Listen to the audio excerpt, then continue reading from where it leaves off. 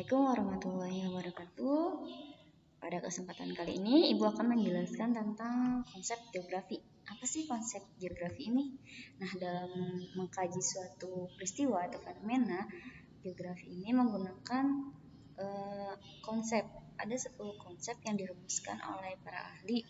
Yang pertama, itu adalah konsep lokasi. Konsep lokasi ini mengacu pada kedudukan suatu objek di permukaan bumi. Ada konsep lokasi absolut, ada konsep lokasi relatif. Konsep lokasi absolut ini berdasarkan letak astronomisnya. Contohnya ini. Indonesia terletak di antara 6 derajat lintang utara sampai 11 derajat lintang selatan. Itu lokasi absolut contohnya. Kalau yang relatif contohnya Indonesia terletak di antara dua benua yaitu Asia dan Australia.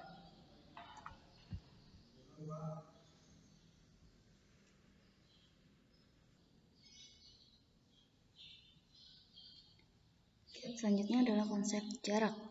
Konsep jarak ini mengacu pada ruang yang terdapat di antara dua objek.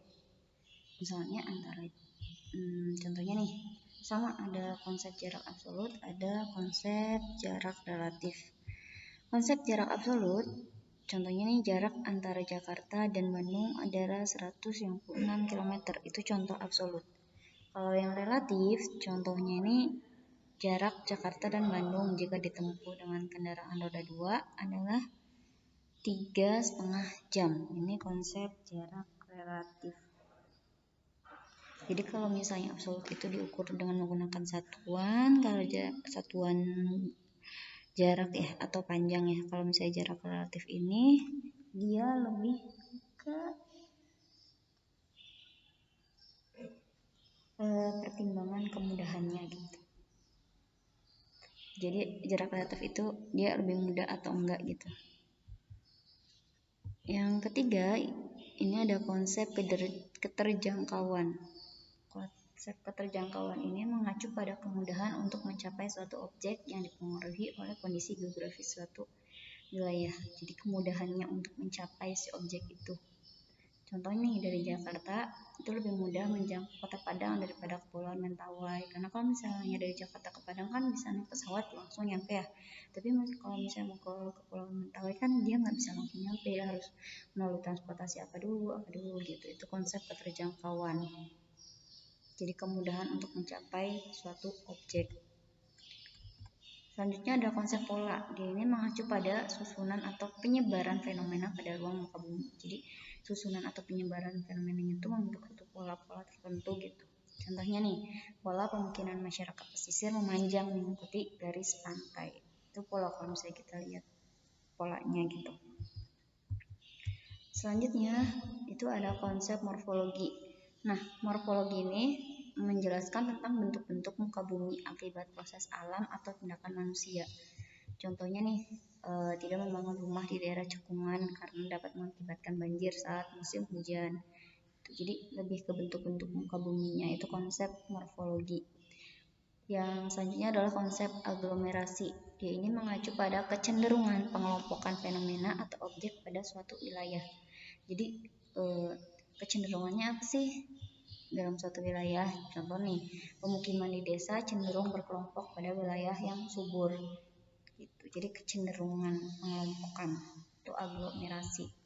Selanjutnya adalah konsep interaksi dan interdependensi.